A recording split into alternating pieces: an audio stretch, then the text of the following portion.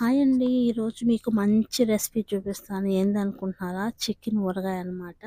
ఇప్పుడొచ్చేసి chicken ఊరగాయ అందరూ పెడుతున్నారు. మామూలయిపోయింది. కానీ నేనెలా పెడతానో మీకు చూపిస్తాను.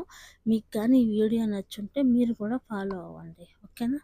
ఇలా చికెన్ నేనైతే ఫ్రెష్ చికెన్ తీసుకోలేదనమాట. ఇక్కడ మాకు కోయట్లో ఫ్రిడ్జ్‌లో కోళ్ళు దొరుకుతాయనేసి నేను అవే తెచ్చాననమాట. అవే తెచ్చుకొని చేసుకుంటున్నాను.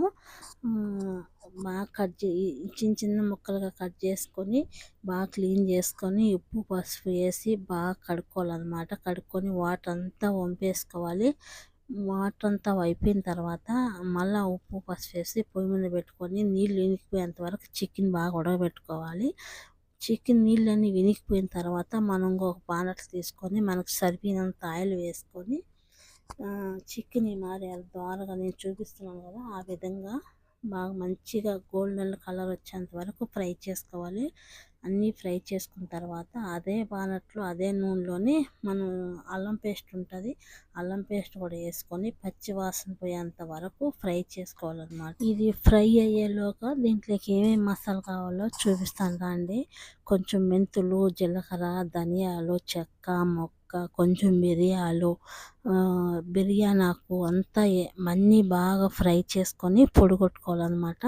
అది ఏదైతే పొడి కొట్టుకున్నామో ఇలా దీంట్లో చికెన్లో వేసేసుకోవాలి. సరిపోయినంత కారం వేసుకొని, చికెన్ గరం మసాలా కొంచెం వేసుకొని, అలాగే చికెన్ మసాలా ఉంటుంది అది కూడా కొంచెం వేసాను అనమాట.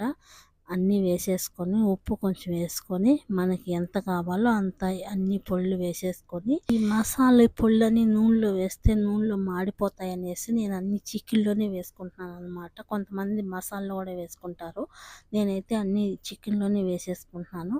అన్నీ ఇలా వేసుకున్న తర్వాత మన అల్లం పేస్ట్ ఏదైతే ఉందో ఆయిల్ అది కూడా వచ్చేసి దీంట్లో వేసుకున్నాను అనమాట.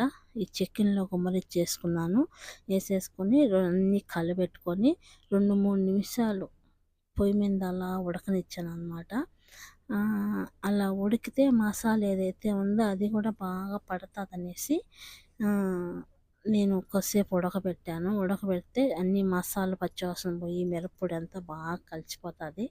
ఇలా పెట్టుకొని మనం చల్లార్చుకున్న తర్వాత ఏదైతే ఉందో అది నిమ్మరసం లాస్ట్లో చికెన్ అంతా చల్లారిన తర్వాత నిమ్మరసం వేసుకోవాలి.